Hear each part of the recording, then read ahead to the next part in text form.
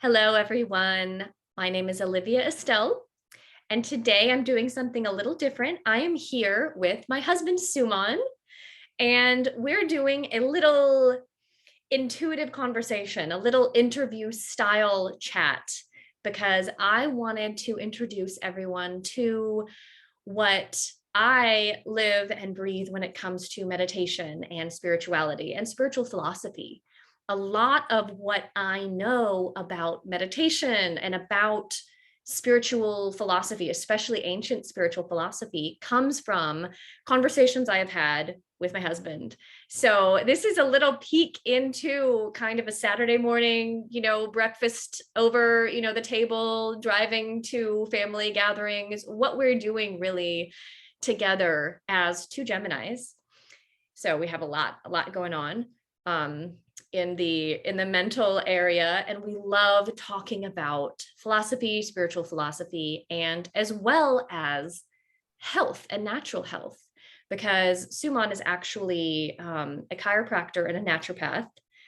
He has a practice with that. And as I have known you, I have seen you really taking a different direction with your practice into more meditation mentorship, meditation instructing with your clients. People are coming to you for help in the spiritual world because it affects their health. And that is something that I have also personally gotten to see you do. I'll be sick, runny nose and all of that, and I'll just really need a lot of supplements, and it takes me days to kind of feel better. Whereas I noticed that you, instead of taking the supplements, I'm seeing you going and meditating, and you're getting through it a lot quicker than me. And, I've learned from you about what that is. And I feel like your patients are really doing the same thing. And I think it's a topic that we need to talk about more. So if you don't mind, go ahead and introduce yourself. Tell us about yourself personally and professionally. Hi, my dear. Thank you so much for the introduction. So, like you said, what I have been doing over the past number of years is helping my patients go from needing health to teaching them how to heal themselves, right? And so that's really the ultimate holy grail for anyone on the healing path, is to understand, okay, I do all these things for myself. I see all these practitioners. I've got the proper mindset. Okay, how can I get to the point where I heal myself? And so that takes proper understanding. It takes practice. It takes, frankly, learning how to go within, right? And so meditation is the primary way to do that. And so that's what I've been doing with, patients, primarily getting to them to a point, they may not begin there, but eventually they get to a place where, okay, you're at a pretty good place, or now is a time where we need to focus on some stress management, right? Learn how to relax, usually begins with that. And so we get into what meditation means. And then as we go along, eventually we get into mindfulness, right? How to apply mindfulness in meditation, in daily life, that is tied in with stress management, learning how to handle stress better, of course. Right. Most people know stress is usually the root cause of most issues we have. Right.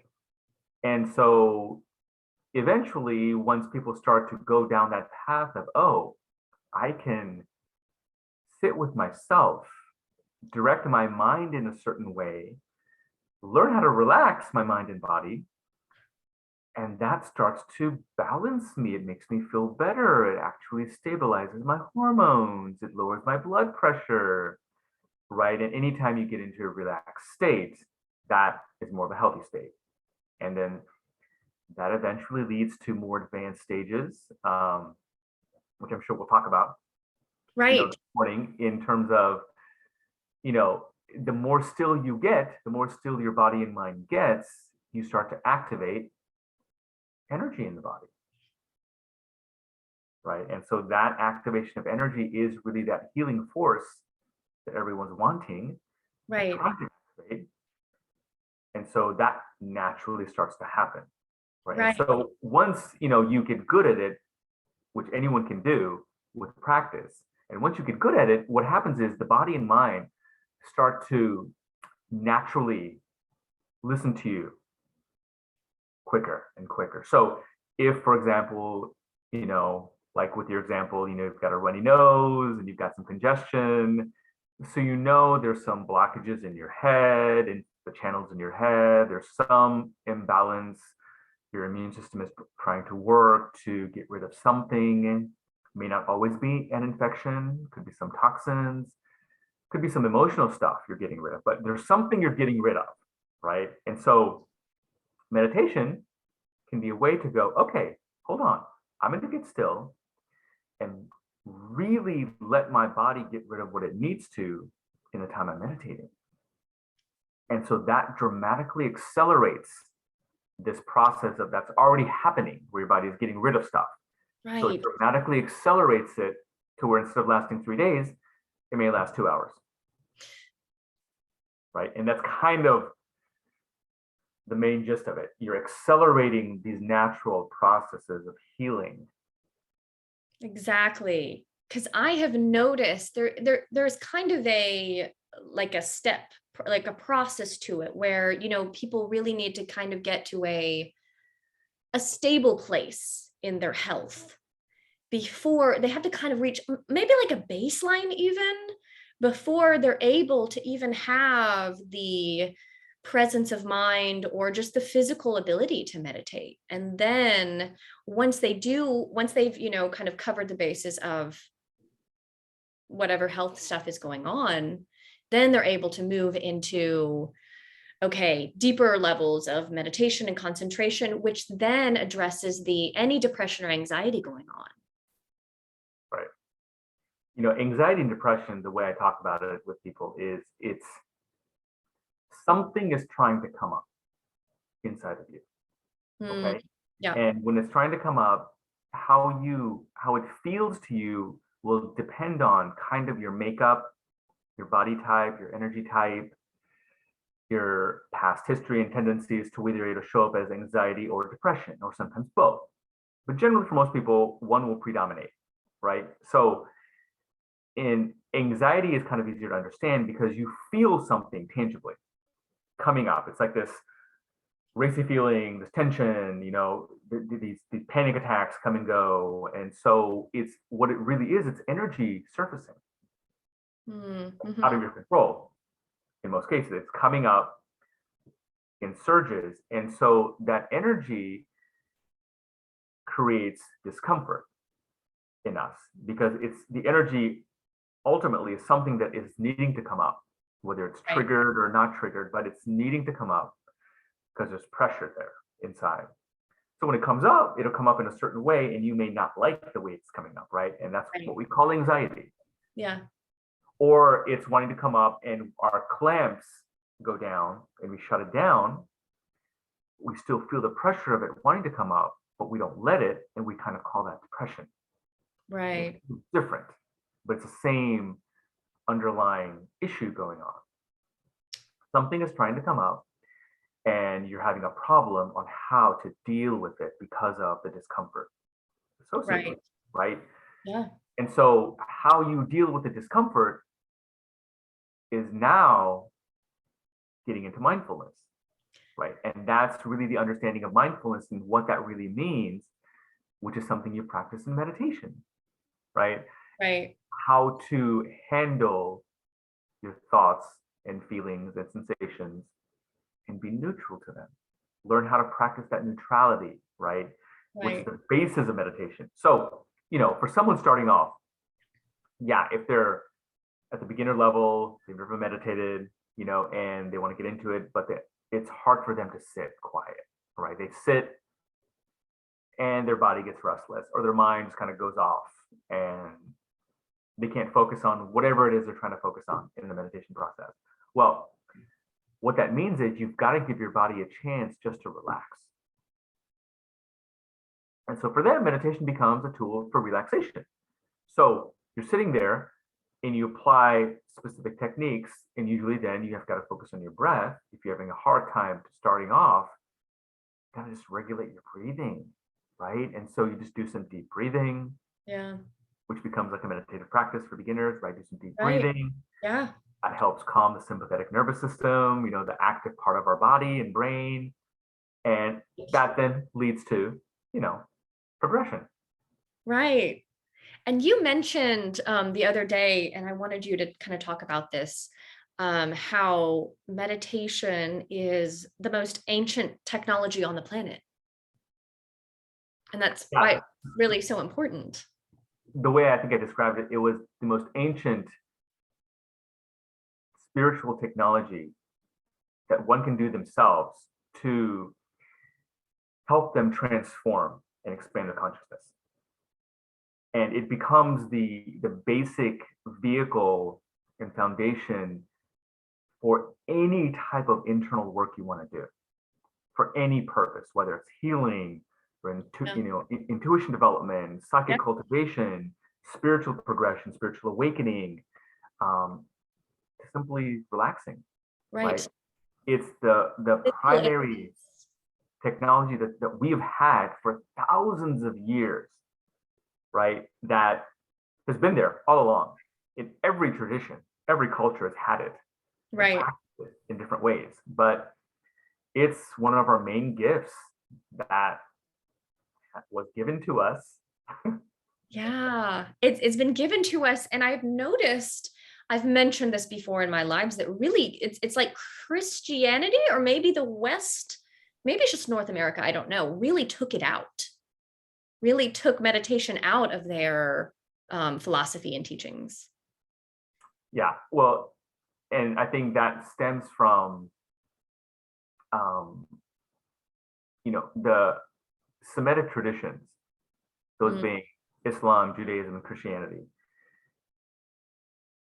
There are mystical sects in each of those traditions, right? There are mystical Christians, there are mystical Jews, and there are mystical Muslims, right? So those each have been there for a long time, and some would say they even predated the original religions that got organized around it.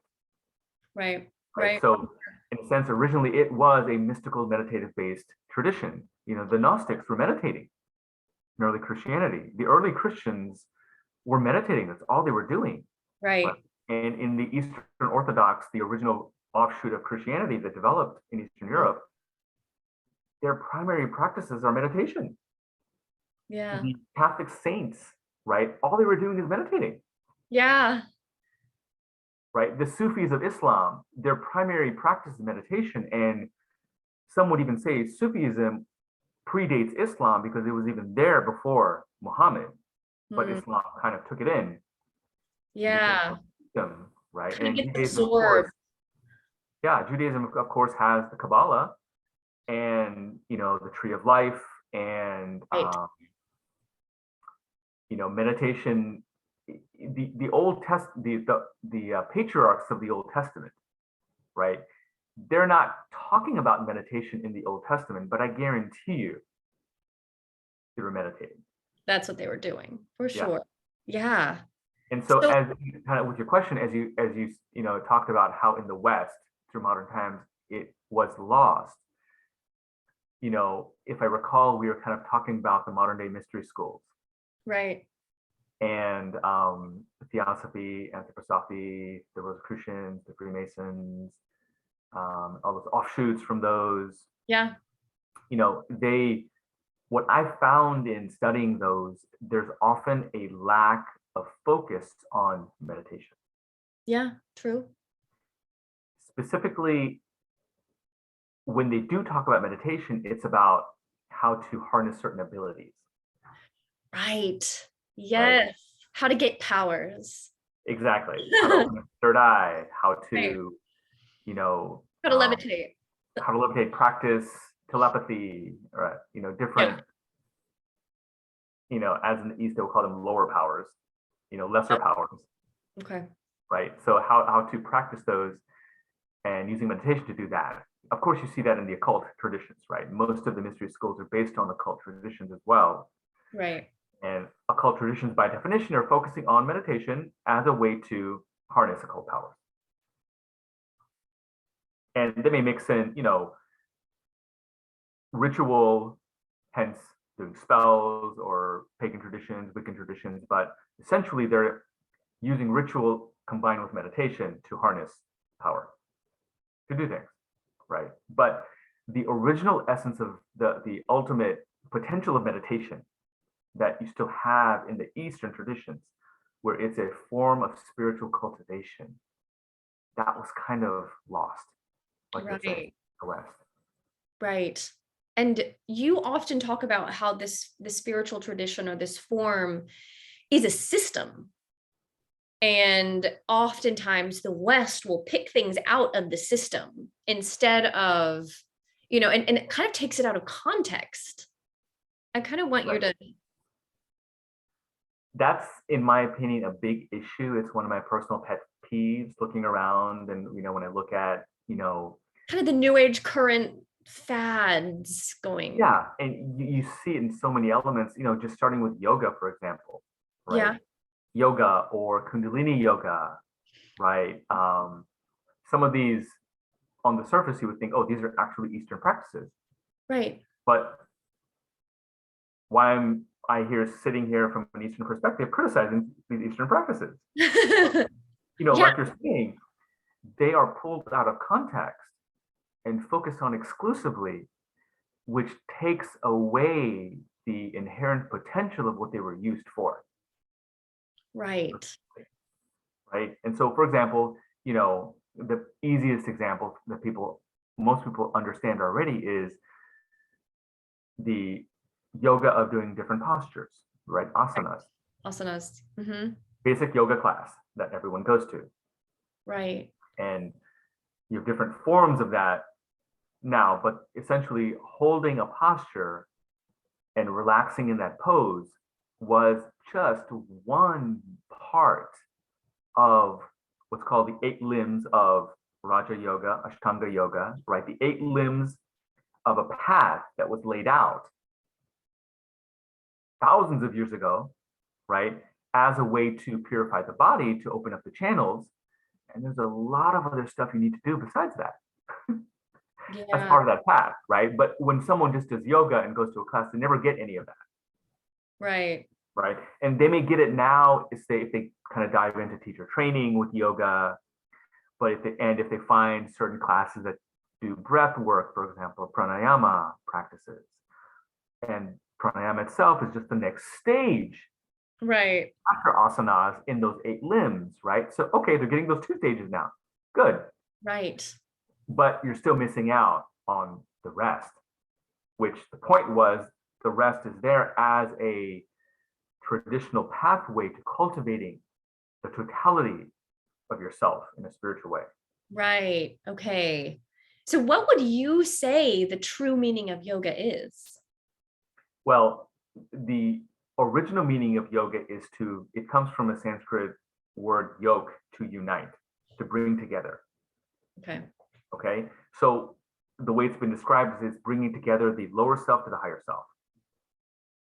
It's bringing together the self with the divine, right? It's a combining word. You're bringing something smaller, combining with something greater, is the idea of yoga. Right. So that's what it was originally meant. And so based on that, specifically in Hinduism, right, you have different yogas, different paths to do that. Right. Yeah, like I liked how you mentioned like bhakti yoga being the path of love, which is very Christian. Right. And jnana yoga being like the path of knowledge, Buddhist. Yes. And we were discussing how like in one of the main traditional scriptures in Hinduism is the Bhagavad Gita, right? The Song of God. Right. Narrated by Krishna, right? And that's part of the Mahabharata itself, a massive epic story that many have heard about, right? But in the Bhagavad Gita, it's a spiritual compilation of the teachings Krishna spoke about. And so in there, he delineates what he described as the main types of yoga that a human can partake in, depending on their tendencies, their inclinations, their preferences, right, and their makeup. So predominantly there being two foundational paths of yoga, either through the heart or through the mind. Okay. Okay, so bhakti yoga being the yoga of the heart, devotion, worship, right? The popular, most of modern day religion of worshiping a god, Right. is a form of bhakti yoga. Okay. You see, it's an externalized form of basic bhakti yoga where you are giving yourself onto something greater, right? You are surrendering yourself to something greater, right? The whole intention of bhakti yoga is to use the heart to transcend the self. Right. Right. And so there are different levels of bhakti yoga. There are different, ways to go about doing that. And you find that in different traditions. So like, you're mentioning, many Hindus would describe different religions as different systems of yoga. So Christianity is, right, the Right. religion of love, ideally, originally, right, of Right. learn how to cultivate unconditional love for all beings, as Christ did. Right. Right. And so that is bhakti yoga. Yeah. Really. And so, the other yoga up through the mind is called jnana yoga. It's a little confusing when you see the word. It's usually spelled, G-N-A-N-A in English. So it kind of confuses speakers. Right. I mean, English speakers who see that, but it's actually pronounced jnana usually. But that is the path through the mind primarily. And that is a lot of what Buddhism is based on. That is a lot of what many traditions in Hinduism are based on, Vedanta, and the traditions of gnosis, gaining higher knowledge, okay, and how things really work, and the knowledge of the self, and learning what the self is not. And all of that kind of falls into the path of the mind. But the thing to keep in mind is both of these paths are based on meditation. Yeah. They're both based on meditative practices, but they're geared towards different things, ultimately reaching the same place.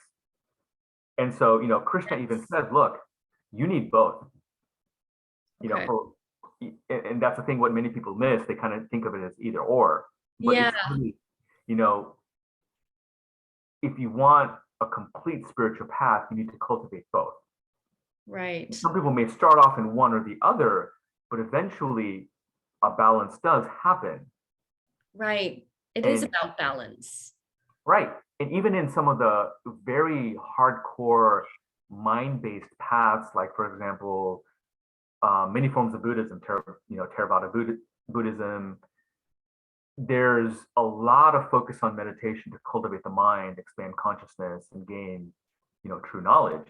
Right. But as you go along, you start coming across very serious practices of heart opening, metta meditation practices, compassion-based practices, right? Those are instilled in Tibetan Buddhist traditions, and the Mahayana Buddhist traditions mainly focus on that. So you find elements of, again, what I'm saying, how the Hindus described originally, bhakti and jnana.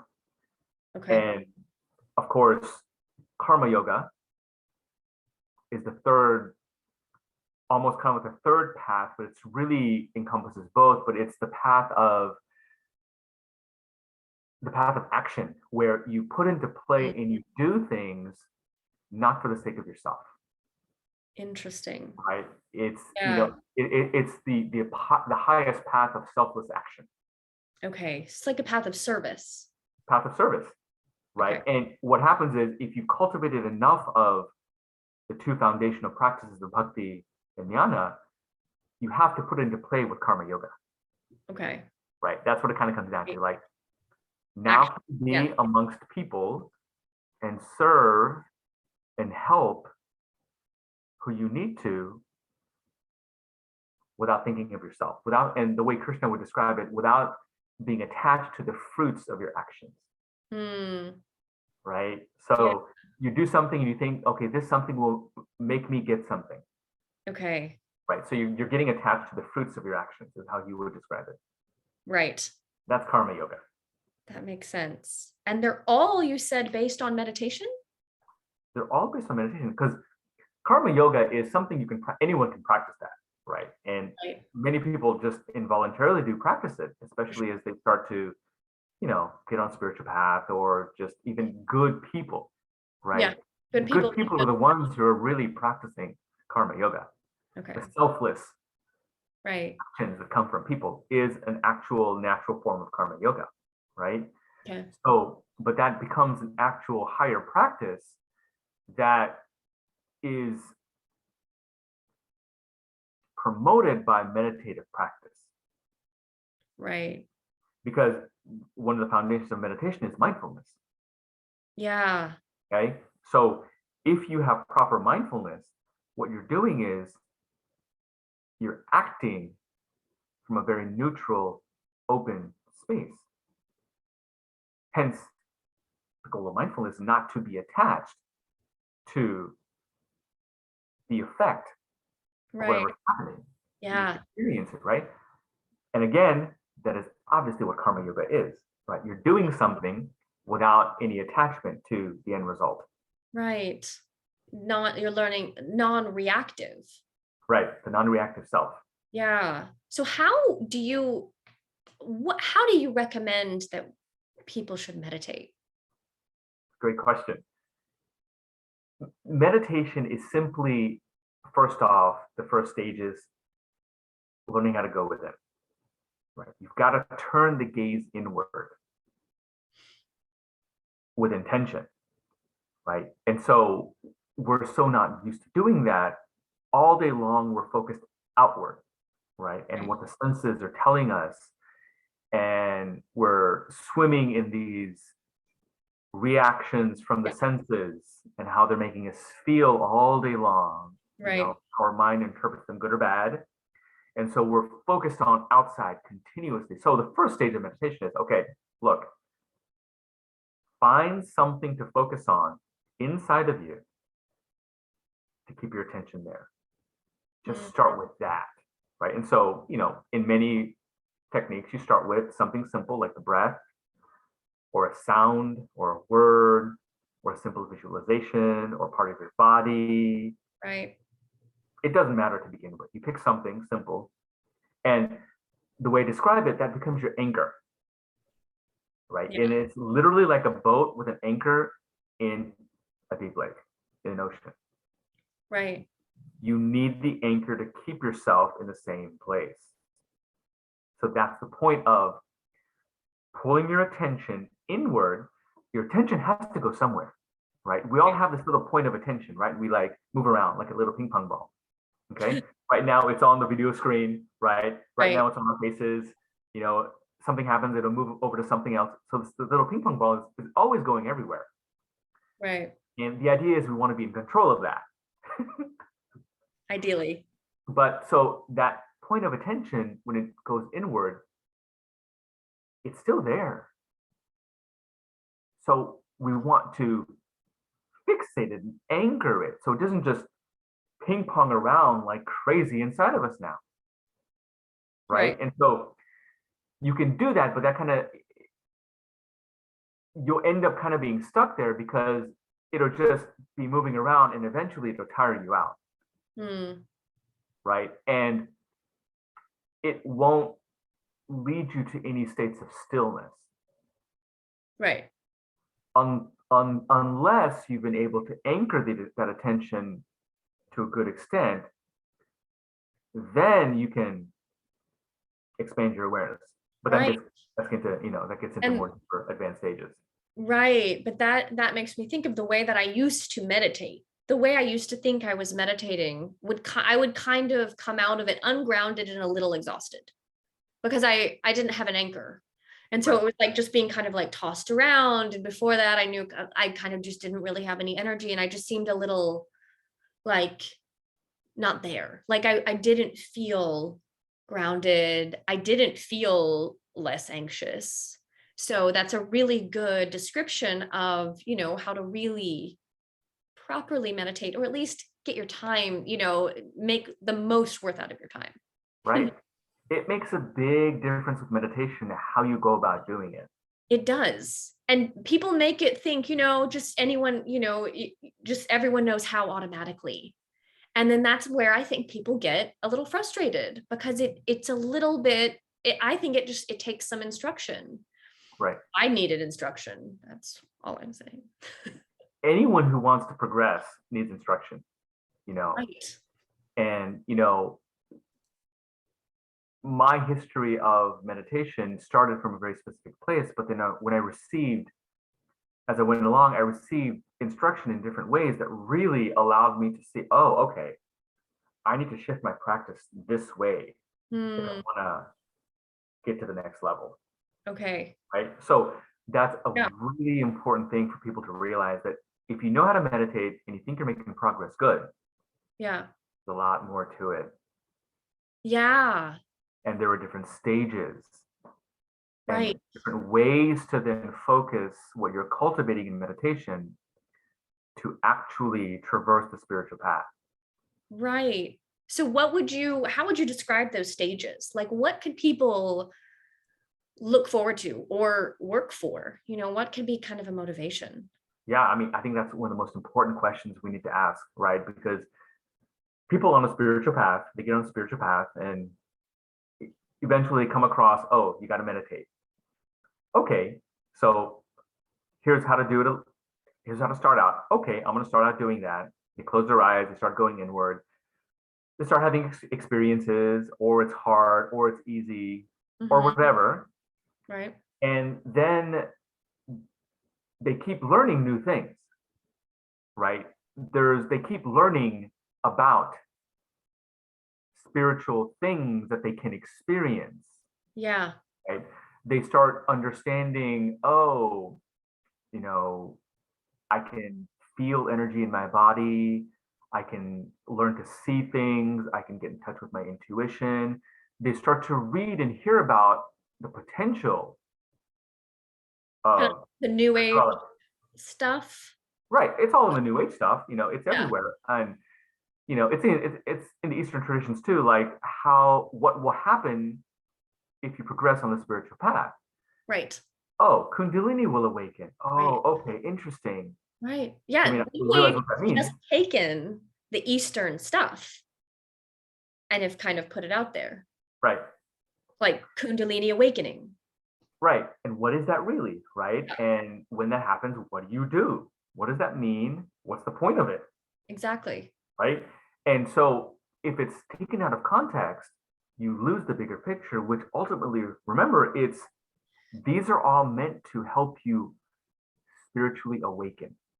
Right. Or in other words, how it's been described, enlightenment, right? Full awakening, liberation, the big E word, ascension, whatever you want to call it, the end goal of human potential, right, is where this all is supposed to lead, is what we read about and what we hear Right. about, right?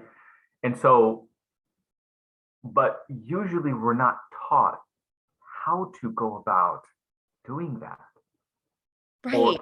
we get the basics in the beginning, but then you miss out on all the middle stuff. Right. And you So hear the end. yes, kind of like that's kind of what I see New Age doing right now, kind of giving you like snippets. Oh, I had a Kundalini awakening. Oh, awaken the light body.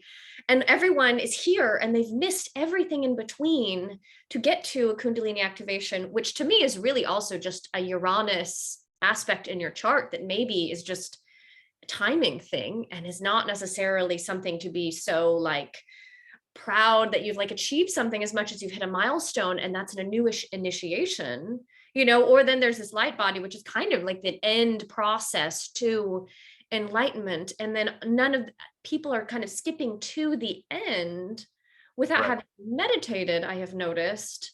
But so with all of that, describe for us, how would you describe Kundalini? What is the true meaning of a Kundalini awakening? That's a very important question. Right. and Kundalini in its raw sense means coiled serpent. Okay, that's what the word breaks down to. It means Okay, coiled serpent. coiled serpent, Yeah. a serpent that's coiled at the base of your spine, Right. right? So now the reality is it's a process, Right. a long process, a journey. The Kundalini process is. It should be called a process, right? So Right. Kundalini process rather than a Kundalini activation. I like that. yeah, and we have many Kundalini activations as part of the process. Right. Some may be more intense and dramatic than others. Some may be very subtle, and you may not even notice it. Yeah. Right? And so I call them Kundalini activations, right? Yeah. So people have Kundalini activations early on in their Right. spiritual path, For and they sure. may not realize it, but they may feel certain things, they may have certain realizations, certain awakenings, certain shifts, healing.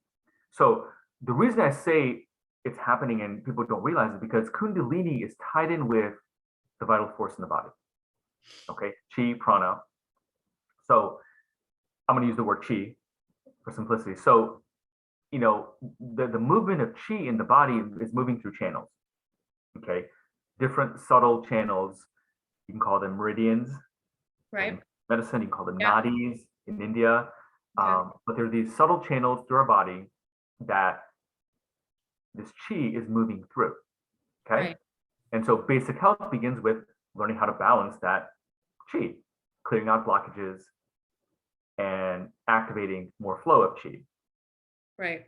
So Kundalini, and the way I kind of see things, I like to bring things back down to earth and really make things simplistic and realistic, Right. right?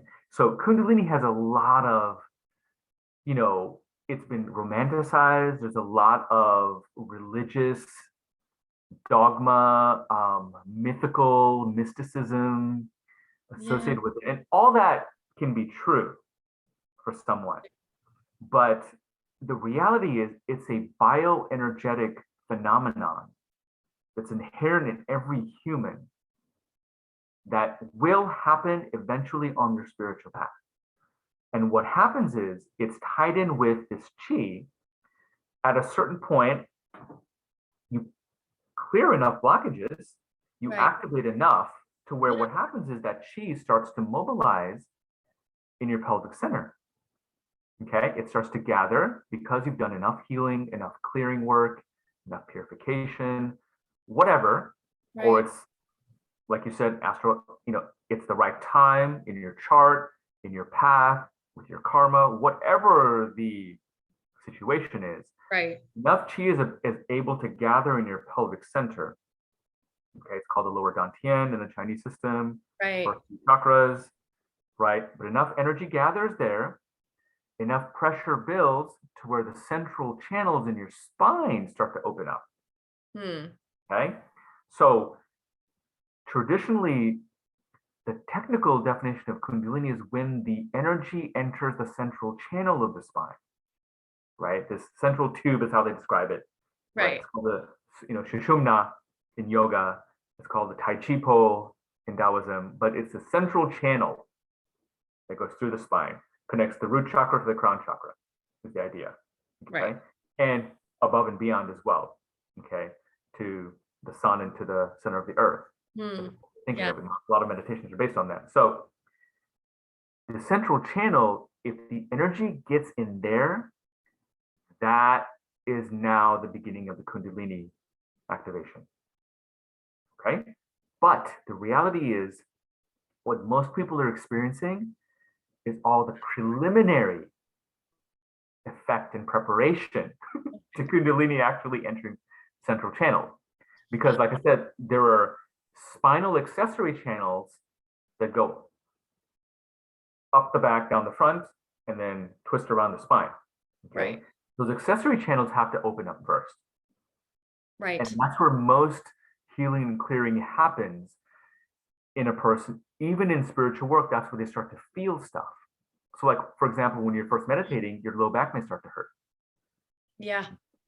Right. Or your mid back may start to hurt. Now, you may mistakenly think, oh, the Kundalini is activating and it's clearing out my lower chakras now. Well, not really. What's happening is the spinal accessory channels are now opening up at that level, and that's what's clearing out. You follow? And so, and the reason to know that is because there's a long period of clearing of those spinal accessory channels that have to happen, months and years before it's purified enough to enter the central channel. Right. And so that's, you know, a big thing I really want people to realize is like, look,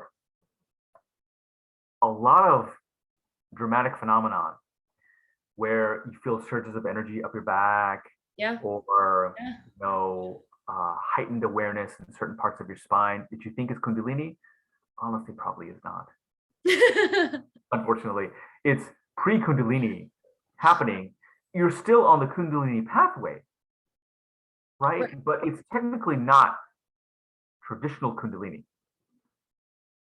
And so a big confusion happens is, especially if they're really focused on yoga and Indian-based traditions, the energy is supposed to rise from this, you know, from the bottom of the spine to the top of the head, to the crown chakra. Once it gets there, you're enlightened. Okay, and the reality is, no, you're not. That's part of the process. And if you go into more of the traditional yogic traditions that use Kundalini yoga as part of their system, well, then what you do is you get into more advanced meditation practices to bring the energy back down. Right? And so that is kind of what you missed, like what you're kind of alluding to, how in certain simplified Western places, things are taken out of context. Right. And you lose the bigger picture and the essence. Right. And so the point is, okay, you can awaken all kinds of energy. That's great. But then you have to ground it. Right. You have to embody it. Yes. Right. And you have to learn how to be with it when you come out of the shower, when you're eating lunch, when you stub your toe, when your baby's crying in bed. Right? All those little moments, can you embody all those things you've cultivated? I mean, that's really the true spiritual path, obviously. Absolutely. Yeah, absolutely. And that's a good point, because I feel like it's a kind of a fad to bring all the energy up, to like bring it all up, you know, to the head and activate the third eye and the crown and all of this stuff. And then it tends to leave people ungrounded. I see so much kind of ungrounded states just because people aren't given, I feel like, proper direction. They don't have proper instruction, and we don't have the system. Right. And so if they have some instruction to ground, that's going to help them. Absolutely. So say, you know, people are outside in nature and they maybe bare feet on the ground. Is that naturally kind of bringing that energy back down? Right. You want to create the circuit. Yeah. Right. So the circuit is very important with, like I was saying, the spinal accessory channels. And for those interested, it's the Du and the Ren channel in Chinese medicine. Right. It's the conception and governing vessel. It goes up the back, down the front. It's the microcosmic orbit. As a lot of people are into, right? So the microcosmic orbit, you know, even in Taoism, they say that, look, if you do nothing else but practice the microcosmic orbit, it takes 3 months to really open and activate the microcosmic orbit. Okay.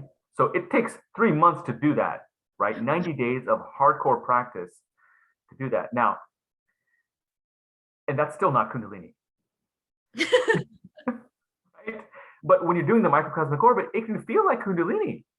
You're going to feel stuff going up your back. And it feels kind of electrical to me. Yeah. It feels like electric impulses like flying up the spine and almost like electric shocks. I mean, it can be really uncomfortable for me. Right. But it does fade after a time. Right. Yes. If I keep going. Kundalini awakening does not fade. Okay. Right. And the reason, you know, when I'm saying all this, just so you know, I mean, you obviously know this, but people, you know, I'm not making any of this up. Because what I'm relating to you are things that actually have been described and written in the traditional wisdom traditions, the Enlightenment tradition. Right. They've outlined all of this in detail. Exactly. And that's what I feel like you're really good at doing, is you're really good at kind of putting all of this religious philosophy into practice and also into context. And not only do you know like Hindu, but you also have some of the like Taoist tradition, like Chinese, and then you also have Buddhist knowledge that you're able to kind of blend together and meet people really where they're at, I've noticed, or meet whatever vocabulary, you're hearing on, a new age podcast or something. You're able to be like, okay, I know what they're talking about. And, this is kind of Right. what this is, it fits into the system here or here. And it's just a small part. And we talk about this all the time, how it's like, okay, maybe that's taken out of context. Okay, maybe we could talk more about that. And one of the things that really gets both of us is ascension. We love to rail about the misuse of the term ascension and enlightenment. So, like, what are the definitions and how do they differ, if there's a difference? The big A is such a hot topic, ascension, right? Everyone's talking about it. And in my opinion, it is so overused and misused. And unfortunately, because I think the reality is ascension is a reality, right? Right. The Yes. true, It is our goal. It is our end. true idea of how even most people talk about the light body ascension, right? Right. That is a reality. Right. Right? It is the ultimate potential of human evolution, in my opinion, to have full mastery over the body and the mind and your energy body and all your bodies, right? Right. Yeah. And that is full ascension. Right. And in doing that, yes, you can create a light body if you want. You can have powers. You can, traverse dimensional planes. You can do the greater powers, the siddhis, as they're called, which have been described in traditions in detail. But, big but, is my big pet peeve.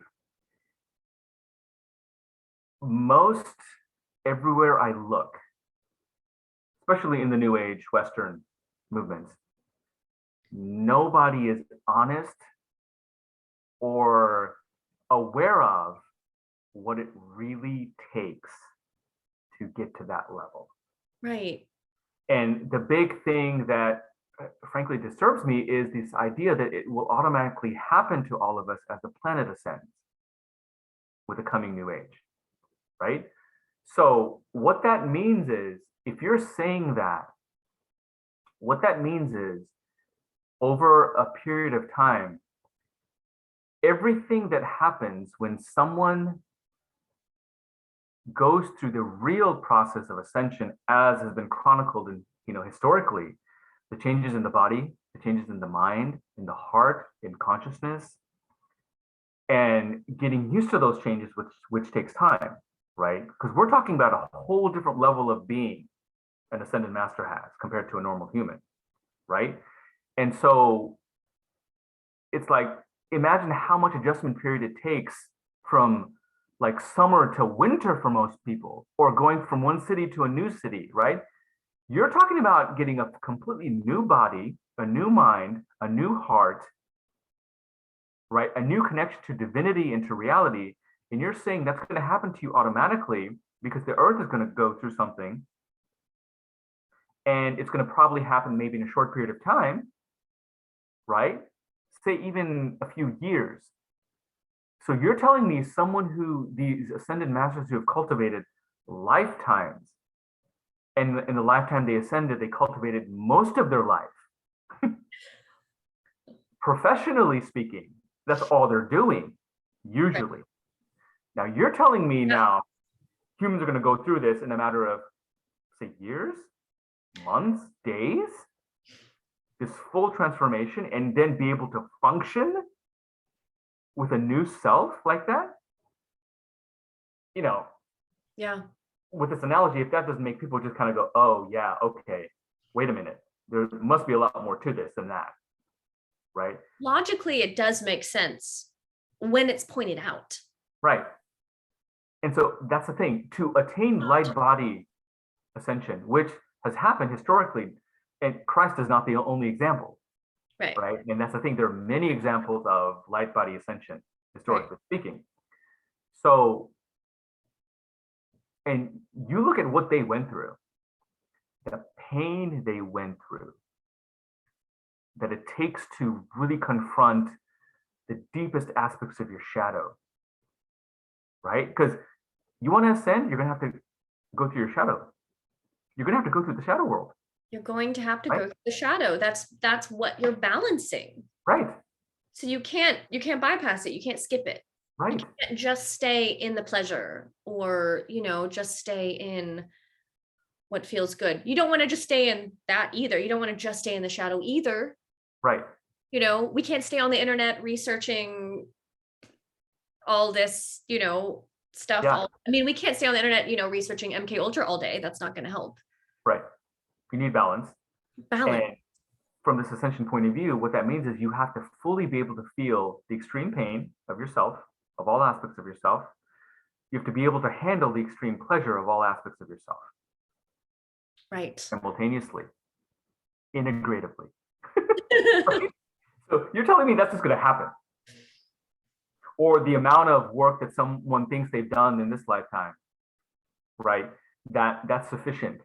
Right. For a little bit of push by the Earth's planetary ascension to kind of get you over the hump. Right. And I do think there is something to that. I do think we are receiving new energy, new light, new radiation from perhaps a new sun, or from the sun behind our sun, or this great central sun, that it's kind of bathing the planet in ascension sort of energy. It's here to lift us up. Totally. But we have to meet it halfway. We can't Right. expect that to do all the work for us. We need to ride that wave, not miss it, so to speak, right?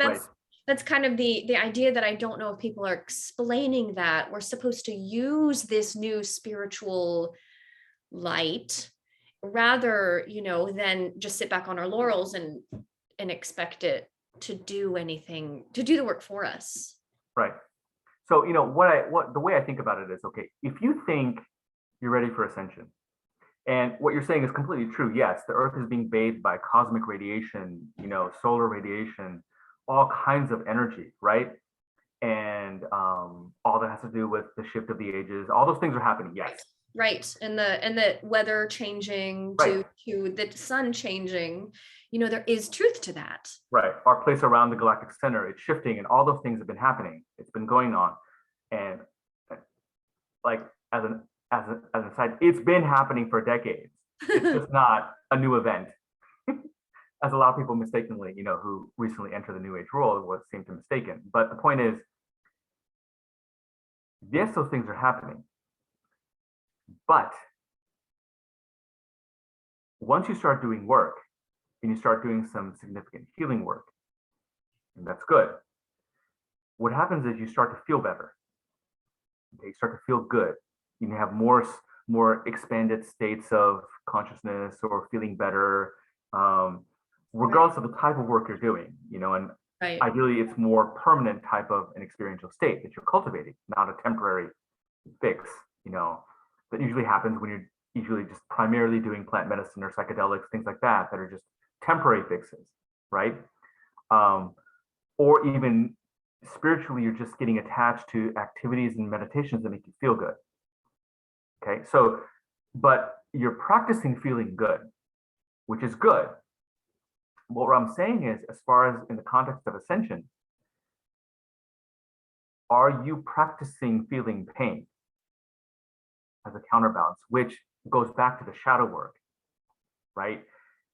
The problem is, pleasure is so addictive. Feeling good is so addictive, especially if you've had a history of trauma and pain. Yeah, you don't want to feel that stuff. So you start feeling good and you love it. You want to stay there. Right. And there's nothing wrong with that, but it's understanding the reality of really what's happening. Okay, I have this new place of healing and health, and it feels really good. Right. Good. Don't mistake that for what people call ascension, right? And because I would ask you then, if you were to come to me and say, okay, look, am I going to ascend? I would tell you a few specific things. I would ask you specifically, okay, answer yourself honestly these questions. Okay. And that'll give you your answer. First of all, have you addressed all your addictions and traumas? Do they still affect you? Okay. Automatically, that'll take out most people. Okay? And if you have, and there are many people who have, okay, good. Have you had a significant Kundalini awakening and seen the effects of it? So the effects of it would mean when Kundalini is stabilized, and these are how it's described in the meditative traditions when they get into Samadhi. They talk about what Samadhi truly is and the 4 factors of Samadhi, right? And so the 2 of those factors of Samadhi directly correlate to Kundalini, which means you have rapture of the mind and bliss of the body. So is your body in a continuous state of bliss to where it feels wonderful? Okay, you have no aches and pains that linger. You may still have things that come up, but they clear within moments or minutes or hours. Okay, is your body in so clear and full of bliss to where it's got wonderful energy flowing through it? Okay, that's the bliss body. That's when Kundalini has awakened and expanded into the cells. Okay, and so is your mind in a rapture state? Now that means your mind is able to stay at a still point, right? No matter what is happening around you, no matter how stressed you are, no matter how triggered you are. Okay, you are still connected to that still point while that's happening. Now that's an advanced state of mindfulness too. That's how it all kind of plays in. But that is a hallmark of rapture of the mind. So if you've got all that going on, okay, then I would say, okay, you're probably primed for ascension. But if you want to ascend now, what you have to do is the missing element here that you kind of read about from the actual works of the Ascended Masters. They talk about, they then spend years transforming the elements of their body. Now, this is the big thing that is missed, okay? Transformation of all the 5 elements of the body, purifying them, transcending them with your consciousness, and getting control over them. And what are the 5 elements of the body? So earth, air, fire, water, and spirit or ether. Okay. Right? So true ascension means true connection, transformation, transcendence, and control over those 5 elements within you. Right? That's what true ascension is. So when one does that, that's when they get control over the elements and they can do the superpowers. Okay. Right? When you control, say, for example, the way they described it, when you control the earth element, you gain mastery over size and density. So you can make yourself as big or small as you want to. Right? Like, right. When you gain mastery over the air element, you can traverse the ethers dimensionally at will. Right? So it kind of goes on and on like that, right? So yeah, it's very Alice in Wonderland. That's the work of transformation that happens if one so chooses to reach the level of light body ascension. Okay? Now, here's the rub. Many, many great beings on the planet in our current cycle didn't choose to do that. Okay? For example, a great example I give is, okay, you think ascension is so important, and you think, light body ascension is so important. The Buddha did not light body ascend. Okay? He gave up his physical body consciously. Okay? But even before his death, he was able to do all the abilities of full light body ascension already. Yeah. Right? But his death was a normal physical death. Right? So my point is, it gets very confusing when you try to now look at how someone dies, Right. versus their level of spiritual attainment, Right.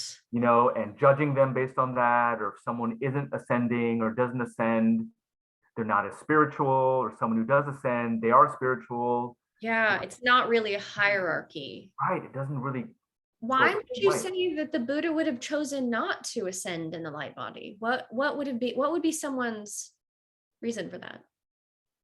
Well, I can only imagine, right? And so it could be to, one of the Buddha's big things was he wanted people to practice first and not philosophize first. Okay. He left philosophy for second. Yeah, he wanted Okay. experience. Right. That's all he wanted people to do is experience meditation and what happens when you meditate. Right. Right. And so when people would come to him asking metaphysical questions, asking about God and, reincarnation and whatever, usually he would answer them with silence. Typically, when people ask him about God, Buddha, do you believe in God? Buddha, is there a God? He would just stare at them until they usually ask a different question, or he would simply say, you'll figure it out yourself. And this is usually like in his public sermon, right? Privately, he would talk in detail about the higher realms and different planes of existence and, things like that and more metaphysical concepts. But, he didn't want people to focus on that is my point.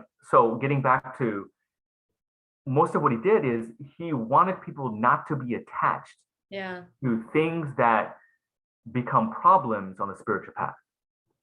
And so, Right. for example, thinking that there's only one special way to die. Right. Right. So Yeah. if I show light body ascension, everybody's going to think they should also do the same. Right. Right. So I can only imagine he's like, no, I'm going to die like everyone else. But he told everyone exactly the second he was going to die. And so everyone gathered around him, waited for him. He gave a last speech. Right. Yeah. He goes, okay, now I'm going. He closed his eyes and then he left his physical body. And didn't he tell his son or one of his disciples to stay? So yeah, and this is my point to where we can't judge. He specifically appointed 4 of his chief disciples, one being his son Rahula, okay, that he wanted those 4 to stick around until the coming of the next Buddha, which would mean thousands of years into the future. Right. Okay, he wanted them to practice and cultivate and achieve that transformation of the body so they could stick around and not die. Right. Yeah, then you get into immortality. Right. Yeah. So the Buddha didn't want to do that, but he told his son to do that. Right. Right. So it's like, wow. Right. And there has to be some kind of releasing of ego with that, some kind of karma that where he, like where he's releasing. I mean, that just feels like a big act of humility. Right. And the other thing to keep in mind is how they, describe it at the level of a Buddha, at the level of an ascended master, or even a very enlightened being. One of the capabilities they specifically describe is because by the time you get there, and even along the way, what you're really doing is you're practicing expanding your consciousness. Right. Okay. To where most of us, like you and me, our consciousness is generally locked into our body all day long. Only at night, when the body's asleep, are we able to maybe leave our body. Okay. And other people leave their body and go either astrally or other dimensions or in the dream world or whatever. But right. Usually we're locked into our body. Right. Okay. So as you cultivate in the spiritual path, and this is another thing I would ask that person who comes to me and says, hey, am I going to ascend? The next question would be, are you able to create multiple bodies of consciousness? And the reason I say that is because what happens is as you cultivate an expanded level of consciousness, primarily through meditative practices, what you're able to do is you're able to unplug from your sheaths or bodies, as they're called, right? The physical, the astral, emotional, the mental body, the causal body, the spiritual body, the 5 traditional bodies in the ancient traditions, right? Right. Meditation teaches you how to unplug from them, Right. not be caught in them, to expand your consciousness Yeah. and be able to function from that point of view, right?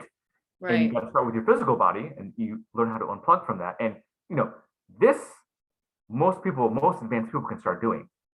Yeah. But what starts to happen is if you can successfully unplug in a healthy way from your physical body, okay, what that gives you, it gives you the ability now to split your consciousness in two in the body outside of it. So what that means is you can now energetically bilocate. So you could have your body here talking to me, at the same time project a literal duplicate, energetic astral duplicate of yourself, say in Egypt, to check out the pyramids. And you're really there, not just mentally projecting, but you are really there and here. But now your consciousness is able to handle both splits. You follow? Mm-hmm. Because you're able to now, it's so expanded, you can now partition it off into 2 full beings. So someone who can maybe see clairvoyantly in Egypt will suddenly see you go, oh, what are you doing here? And your astral self could speak independently of you speaking to me. Right. Right? And that's what high-level masters are doing all the time. That's how they're doing it. And that's how the stories of them doing it come about, right? And then eventually you're able to do multiple selves. Right.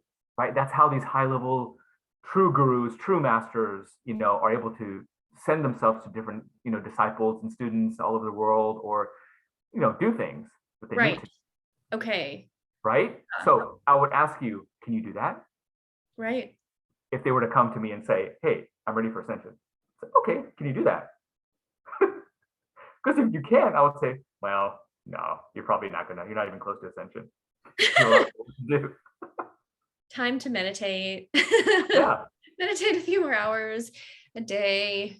And you know what's cool is then they describe that as you continue to expand your consciousness, you gain mastery over 3D and you're able to then manifest a 3D version of yourself. Okay? That's true bilocation, right? That's what those masters are doing when they're truly bilocating. A true, like a 3D version, right? Who can speak independently while you're speaking over here. Right. Has his own thoughts. Right. Yeah. We have enough trouble with our own thoughts. You know, imagine having 2 of us holding 2 minds, right? Yeah. But those beings can do that.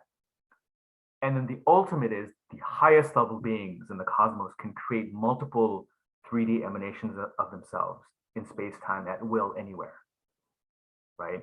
And those are the level of, you know, the highest cosmic beings are able to do that. And and probably some of the beings helping us on the planet at this time. Oh yeah. For sure. Oh yeah.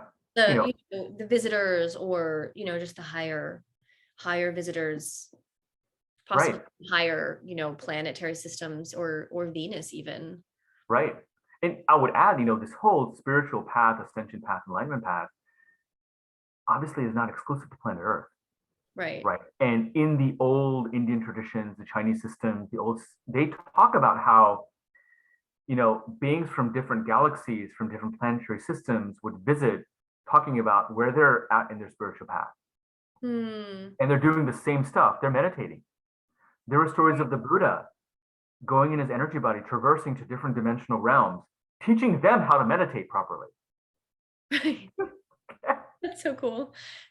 He was how to properly meditate, or to advance, or to awaken in their meditative. You know, they may be already advanced, but they're still not fully awakened. So he'd go to some higher heavenly realm and go, okay, guys, here's what you need to realize.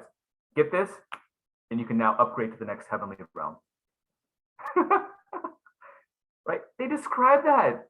Yeah, I love those stories where it, like, other beings are coming to him asking for help.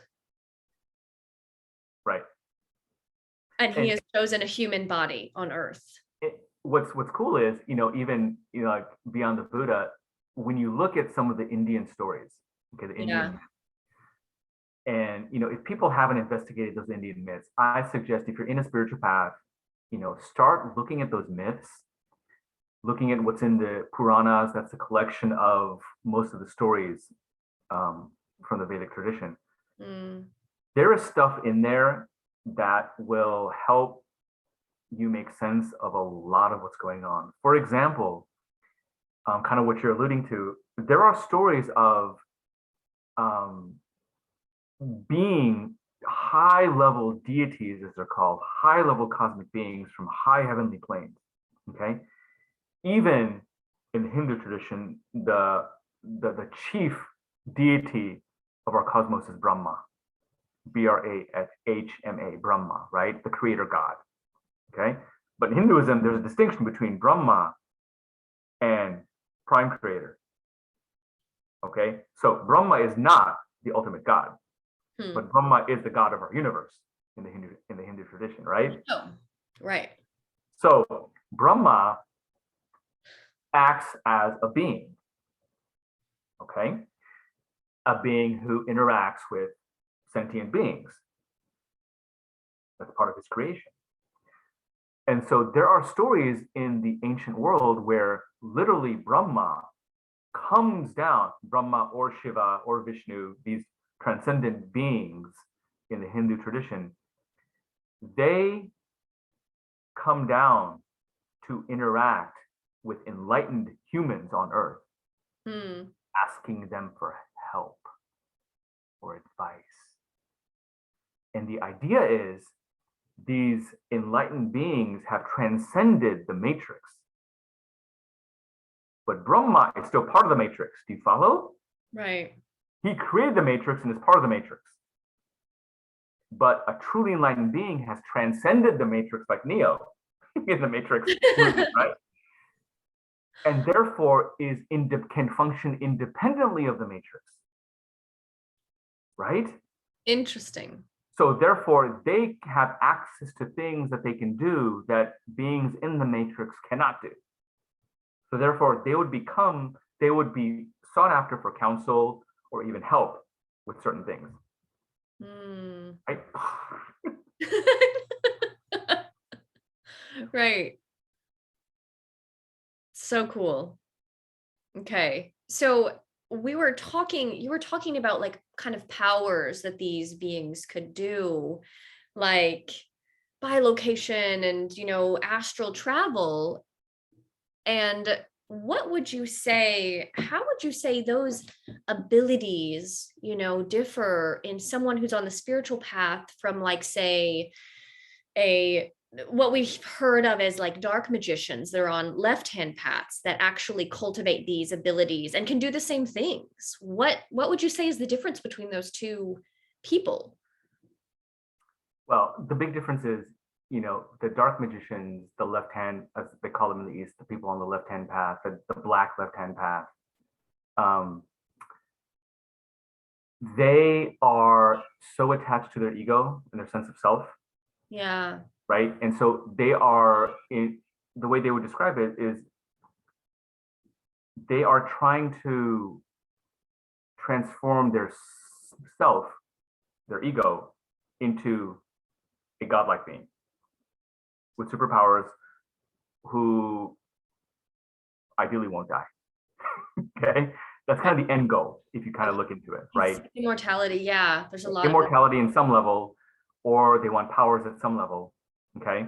Power. Yeah. Right. And so they will do a lot of the same practices that are inherent in real spiritual traditions, forms of meditation. And again, you see this in the ancient Indian literature and the ancient world literatures, where these sorcerers, these black magicians, are doing high-level meditations, powerful meditations for days, right? And the thing is, high-level concentration ability gives you access to powers. Okay, it's like the Force in Star Wars. It gives you access to the Force. And then they use it, right, for their own selfish reasons. So concentration practice. Concentration practice gives you access to Is these things. Okay. right? So that's what So, they're focusing on. And what are they leaving out? so they're leaving out transcending the ego, right? True connection to divinity, right? A true divine source. They're forgetting how the East would describe it is they're still caught up in ignorance and attachment to their lower self. And they've fully forgotten that their self is much more than that, Right. right? Yeah. It's Beyond the lower self is the higher self and right. is the greatest self that is, according like to these ancient traditions, a spark of God, right? And the Right. authentic spiritual traditions are trying to help you overcome that ignorance and remember that you truly are divine, Right. right? But the dark magicians, their definition of divine is different, Yeah, true. It's right? it's the will, right? Yes, Yeah. It's like the little I versus the big I. right. Yeah. Okay. That's how I see the big difference. Dark magicians are stuck on the little eye. Yeah. Okay. Okay. So, and what do you think is the most helpful teaching from the Vedic tradition? Good question. Jump. The Vedic slash Hindu tradition, it's, in my opinion, there are so many gems in it, especially for non-Hindus and even for, Hindus born into the religion, Yeah. understanding some of the specific gems there that you don't find in the other religions laid out as clearly, right? Right. And so, one of the big areas that's really beautiful in the Vedic tradition in Hinduism is their description and explanation of God, Yeah. pure idea of what God is, right? So,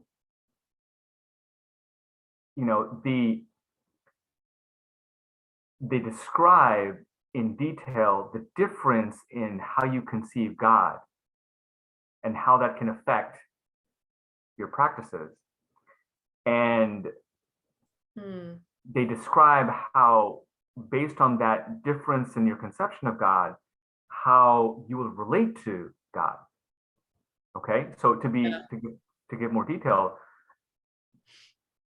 the highest idea of God in Hinduism is the idea of Brahman, Brahman, not Brahma. Brahma is the creator God. Brahman is the Godhead, if you will, that is the prime creator of the multiverse. In Hinduism, there's a multiverse, Okay. right? Not just one universe, a multiverse. Of course. And so Brahman is the foundational prime origin of all that is. Okay, it is the highest conception of God that most people can understand beyond something with human qualities. So the way they describe it is there's no name, there's no form, there's no conception of Brahman. Mm. Okay, so it's like this pure potential source for all that is. Now, then in Hinduism, they go on and say, okay, look, that being said, a human mind cannot connect to it. Therefore, a human mind needs something to connect to. So therefore, the idea of Ishwar, personal God, has Mm. to develop. So a human mind needs a personal God if they choose to connect to God on their spiritual path. Okay? And again, in Hinduism, they give you the option to not choose to connect to God on a spiritual path. Okay? But, which is very interesting, but usually if you choose to connect to God on a spiritual path, the idea is, okay, understand that the personal God is different than the impersonal, transcendent God. Hmm. And most people who connect to God are really connecting to a personal God through their mind. Right. Now, but they do go on to say that you can connect to the impersonal God in a state of enlightenment. but that's what enlightenment is. The point of enlightenment is to transcend the body and the mind, to realize that you are nothing but a spark of the ultimate Brahman, right? You Right. are a wave in the ocean of God. Right. So liberation is realizing you are the wave, right? But to realizing that you're still a distinct wave compared to the wave next to you, Right. but that wave is still the same, right? And so the personal God Ishwar, they tell you, look, you can choose to connect to God however you want, however you see, feel, think, call God, right?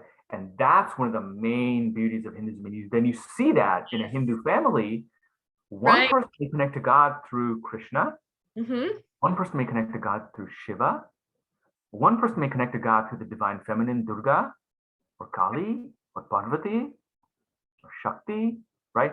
One person may connect to God through the impersonal. I don't want to call God anything. I want to go straight to Brahman. Great, fine. Okay. Right. It reminds me Well, of your mom's shrine when you were a kid. right.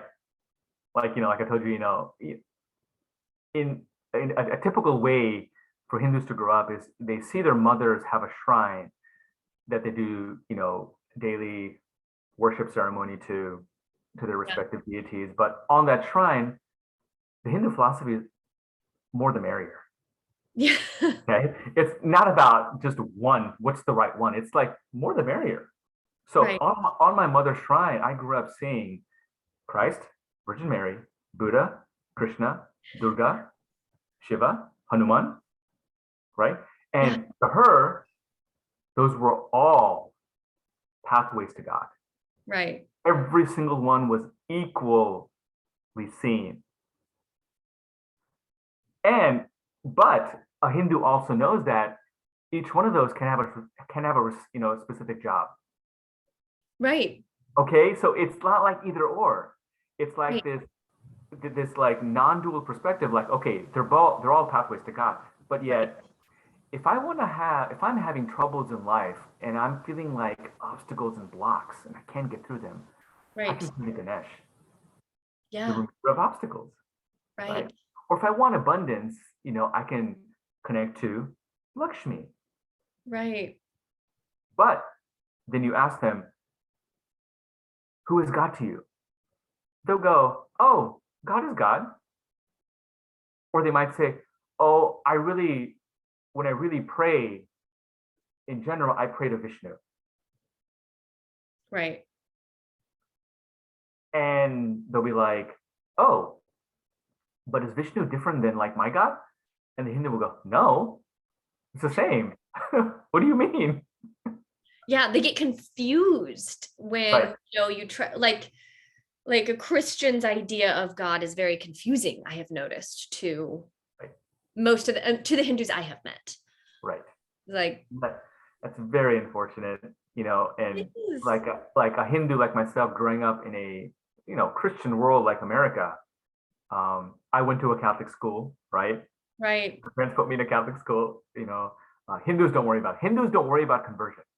Your child being Right. converted, right? So because to them, They're like, cool. And it's all Hinduism is matriarchal.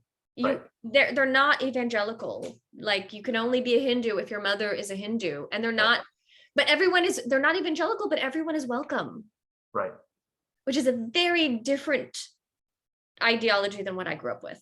right, Whereas you're desperately trying to pull as many people in as you possibly can in order to save your own soul. right. And in Hinduism, there's no external salvation, right? Right. You can worship God all you want, right?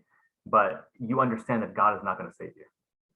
Right. You have to do the work yourself. You have to do the work yourself because they haven't lost the meditation practices. You can still Right, see the practices in their culture. You see monks on the street. They feed them, they give them, you know, food or shelter or whatever they need. It's like built right, into the culture, and that we have completely lost that right.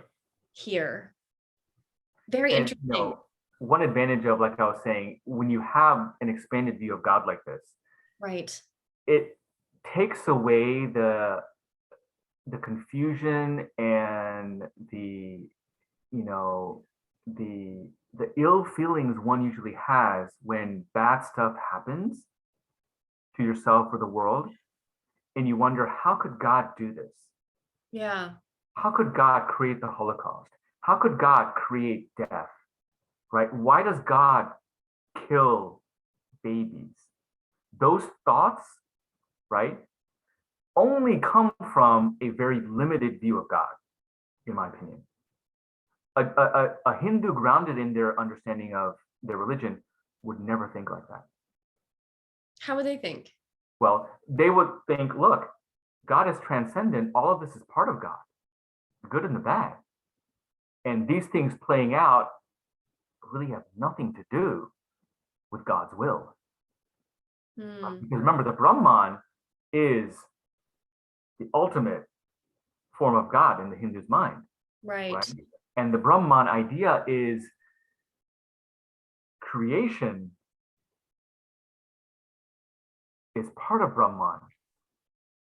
Brahman can interfere as a personal God Yeah. through that, Yeah.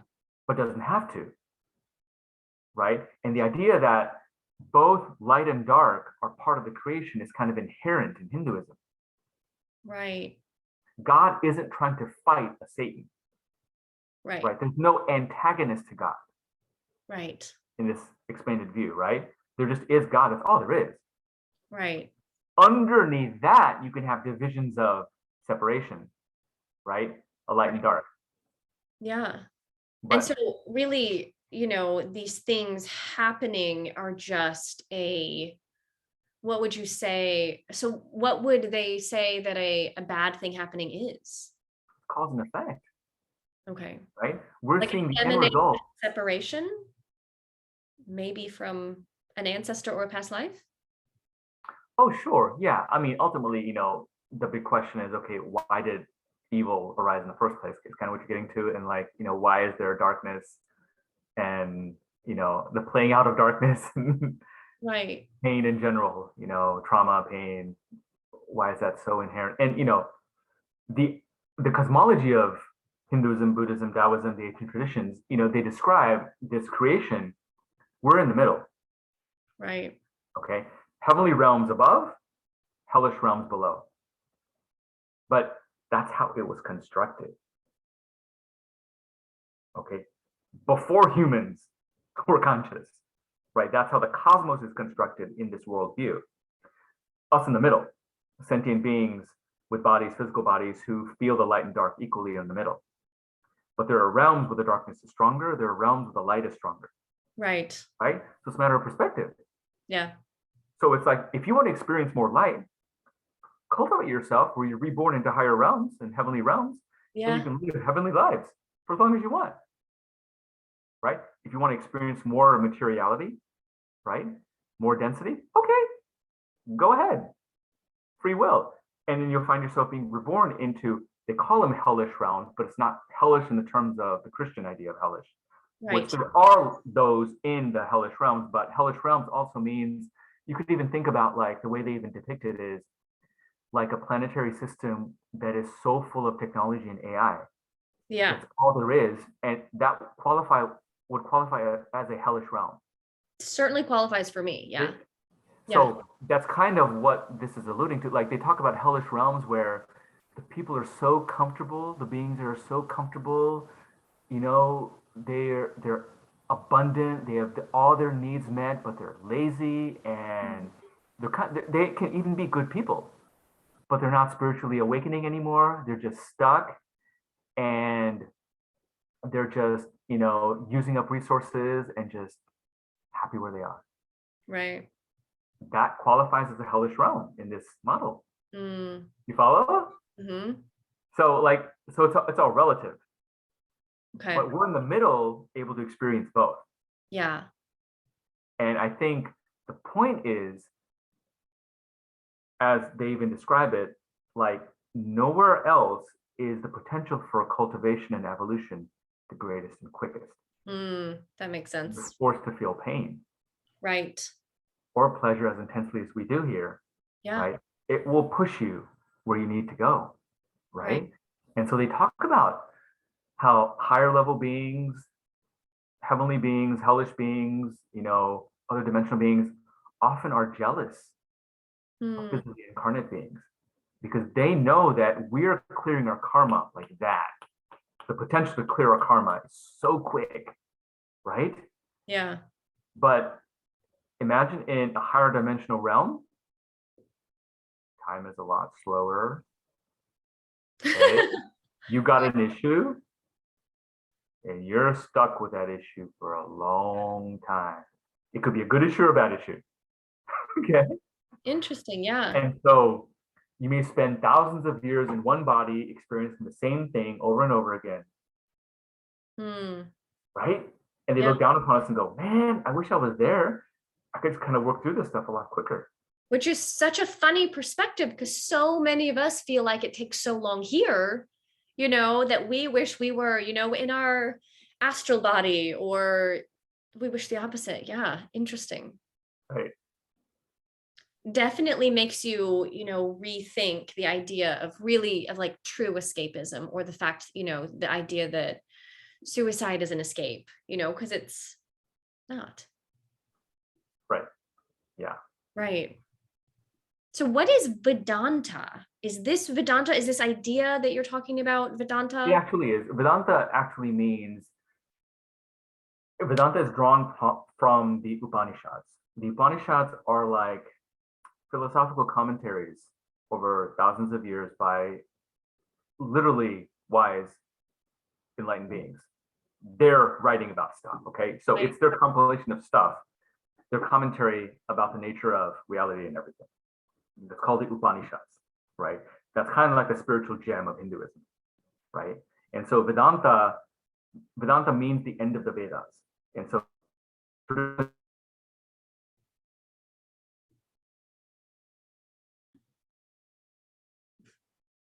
hear me now? Okay.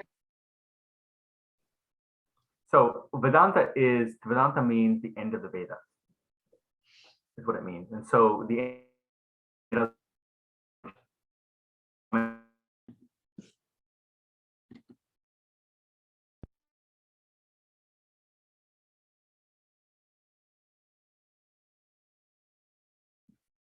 Okay.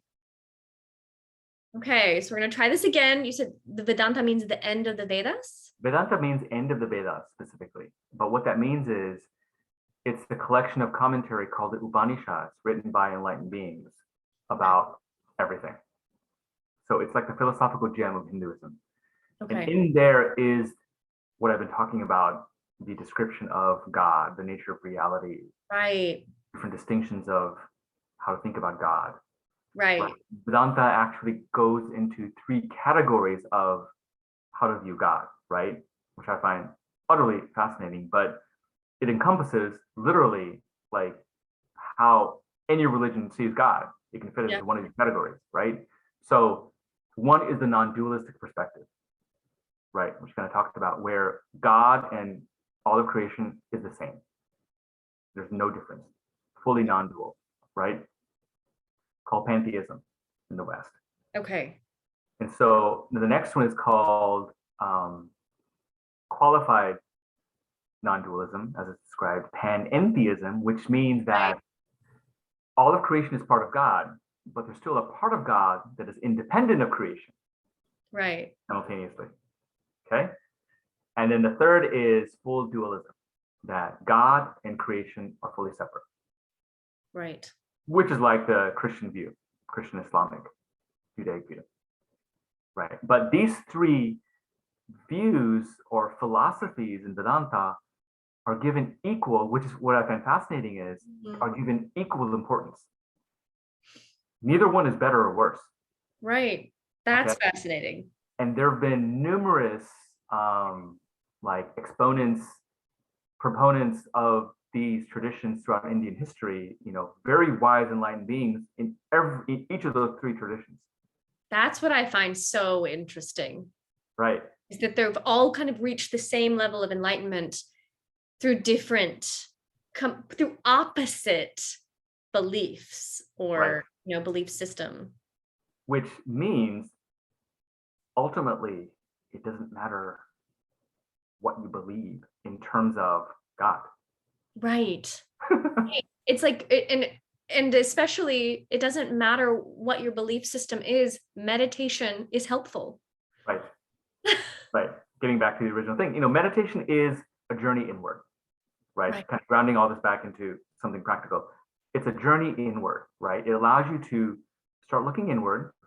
You practice with an anchor that helps stabilize your mind in the first stages, right? You start to get used to that, staying with your anchor more and more and more, and not fight your thoughts or sensations.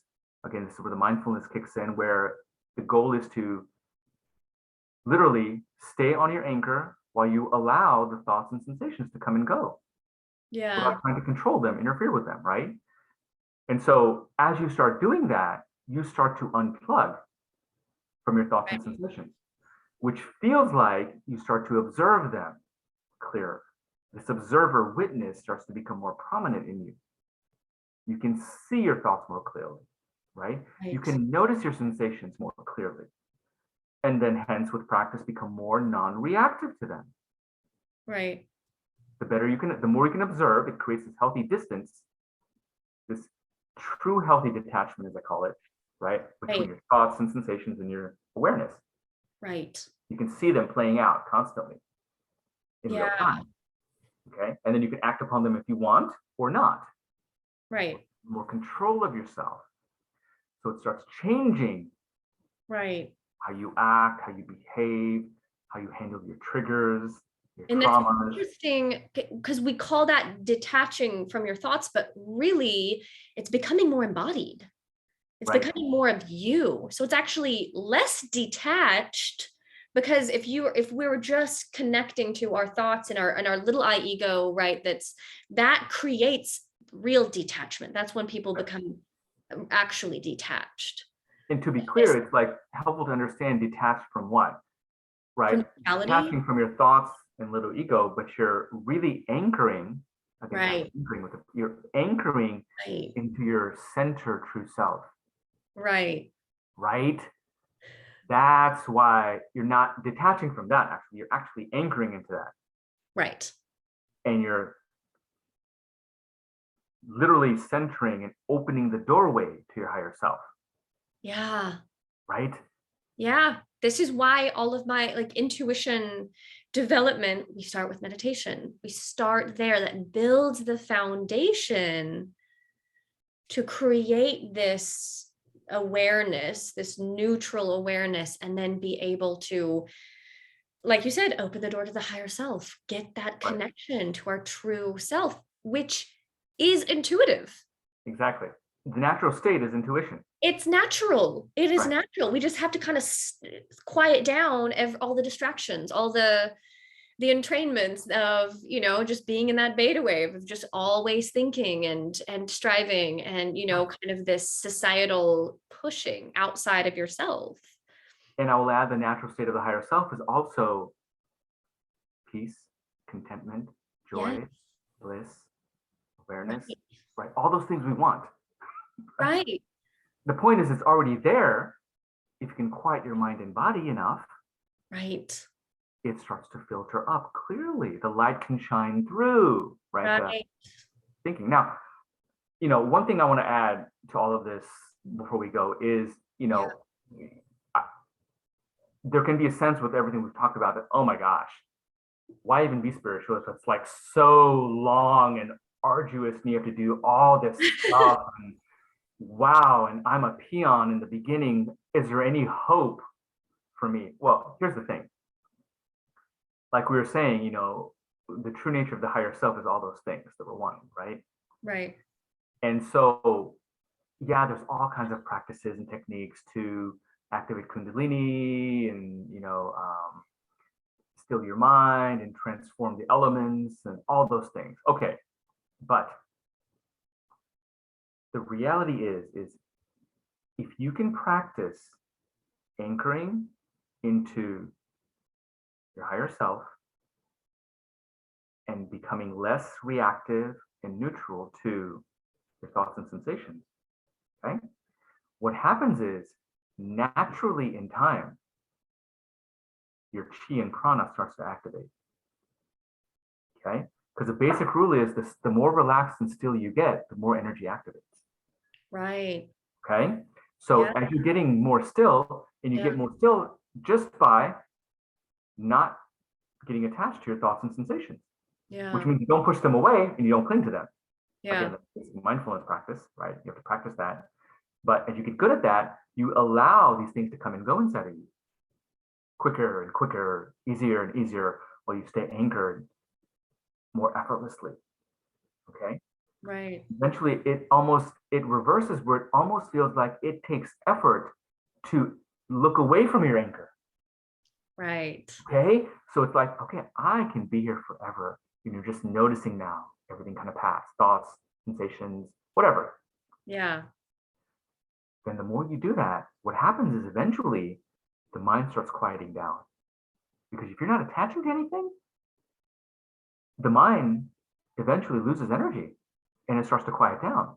Same Yeah. with the body. Right. Okay. And as things quiet down, your natural chi starts to arise and activate. Okay. And as that happens, you start feeling energy in the body without trying. Right. But you deal with that the same way. Don't react to it. Don't get super excited. Okay. Or if something's uncomfortable, don't get like, oh my gosh, something bad is happening to me, I should stop. No, stay neutral. Stay with your anchor, whatever it is. Let it play out, and it will play out. It'll pass in time if you keep with it. You keep doing that again more and more. Enough energy activates and clears to where your natural Kundalini process happens without trying now. Okay? Stick to the same basic program. Stay with your anchor effortlessly. Let go. Be aware. Stay aware of everything. That's the key, though. Okay? No matter what you're feeling or thinking, stay aware of it, but don't attach to any of it. Right. Things keep unfolding inside of you. Eventually, Kundalini will start to awaken naturally without trying. Okay? The point is, it's built into us. That's the beauty of this. Right. You feel enough, automatically things start to engage and happen. Yeah, it sounds It's kind of like programmed into us. the hardest work is at the beginning. It sounds like that what you were saying. Like the most work is at the beginning, and after a while, it starts kind of pulling you, and it becomes easier and easier. Well, things that were harder in the beginning become easier, but then harder stuff comes up because as things become easier, more pain and pleasure comes to your face to deal with. Okay. It can seem harder then. Okay. So you do kind of go through the cycle. Right. Again. You keep cycling. What becomes easier is how you handle pain and pleasure. It becomes easier. Right. But there may be more pain and pleasure to handle. But now you can handle it better. Right. And more effortlessly, which then keeps accelerating everything. Keeps going. Yeah. Right. It just keeps going. And what keeps going is what I'm talking about. Kundalini awakens, activates. Your consciousness starts expanding. You start entering naturally states of samadhi. You start traversing through those. And then the beauty of it is, and this is what the Buddha specifically taught. His thing was, look, when he was alive, there were already advanced ways to meditate, advanced ways to activate Kundalini, expand consciousness. He knew all of those. Okay. But he was like, look, if you just do this, practice mindfulness with a basic anchor the whole way through, the stuff naturally starts to happen. Right. You will fully awaken. And there have been numerous people throughout the world, okay? Obviously in, Buddhist traditions, but also in other traditions, that all they're doing is this basic form. Right. Okay?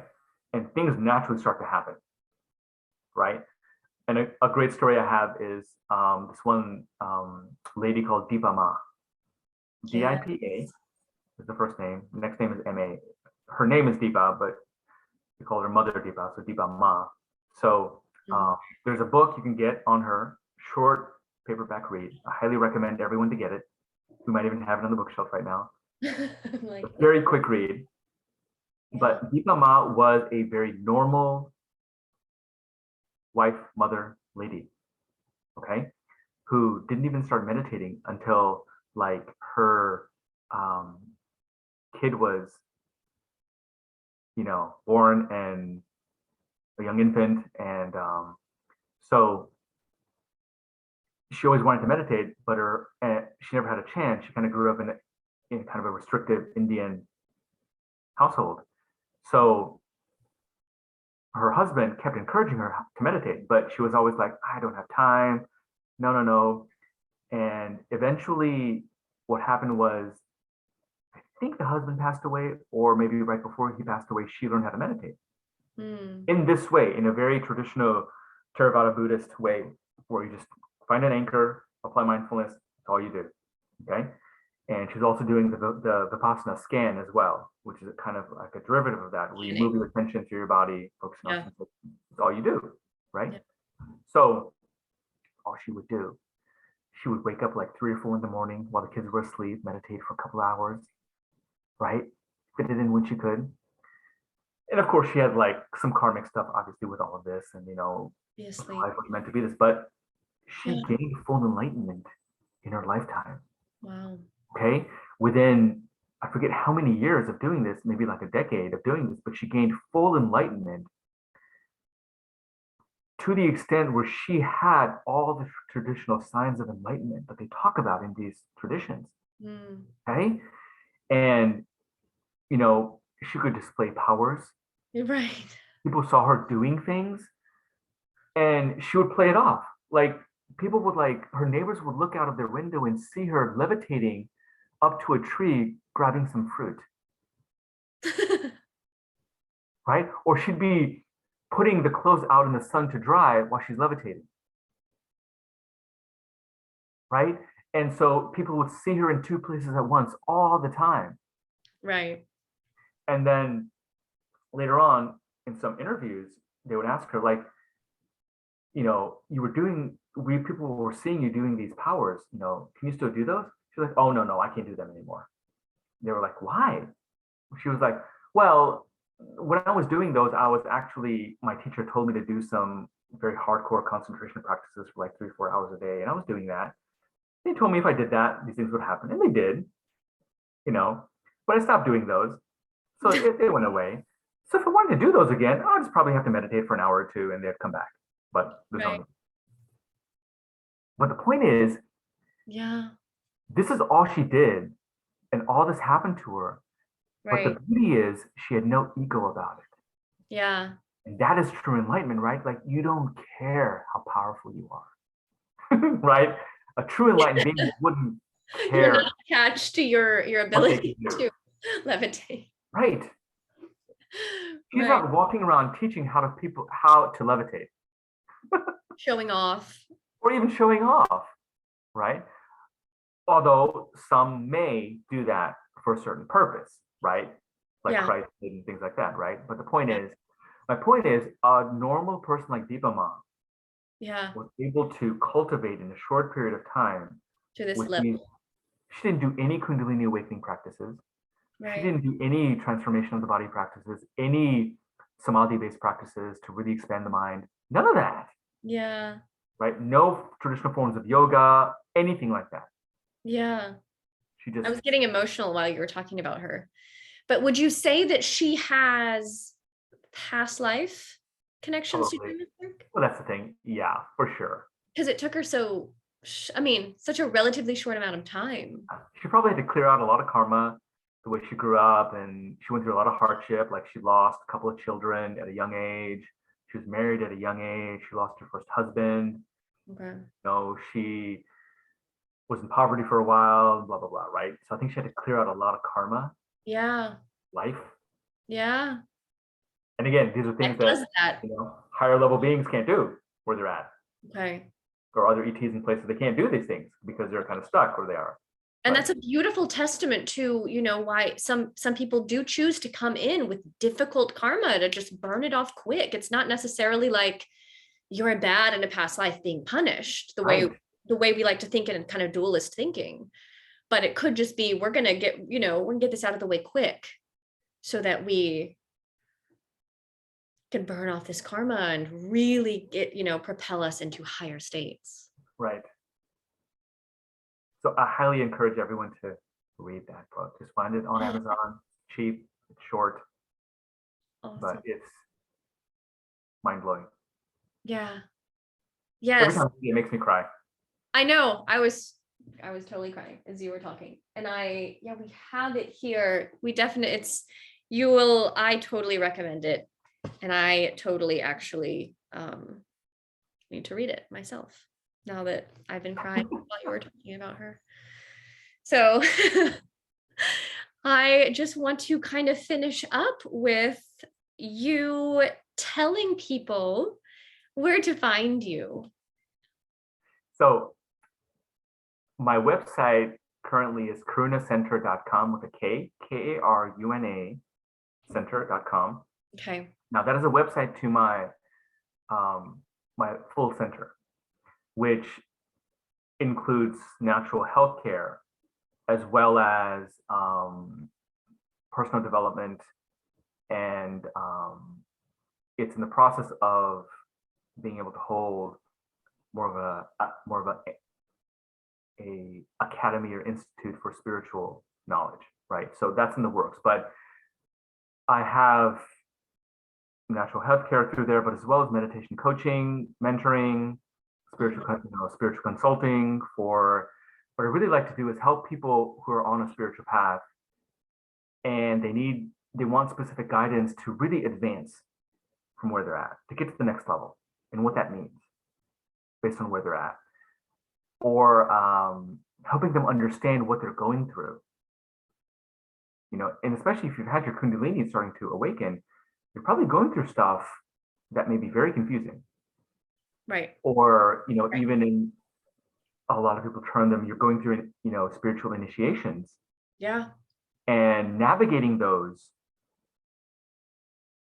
are very important to navigate them properly, right? And that takes proper mindfulness.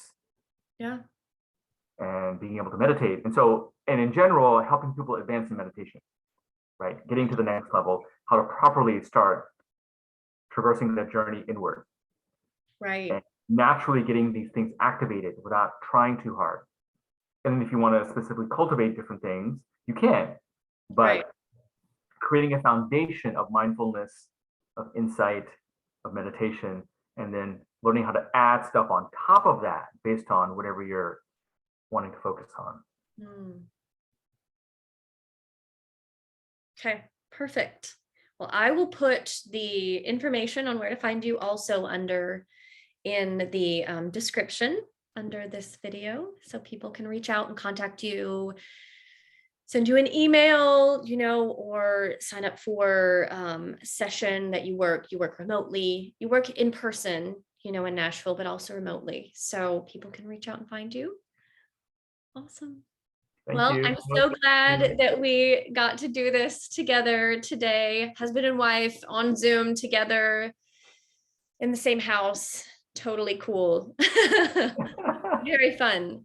So thank you so much for sharing this, and we'll have to do this again soon. And everyone, just let me know what questions you have. Let Suman know what questions you have. Leave questions in the comments so that he knows kind of what to talk about next. He's probably going to be starting his own channel, and this is going to be here. But, in the meantime, we can come back and do more of these conversations together, more of these premieres, and hopefully answer all of your questions. So just let us know what you think, and we will see you next time.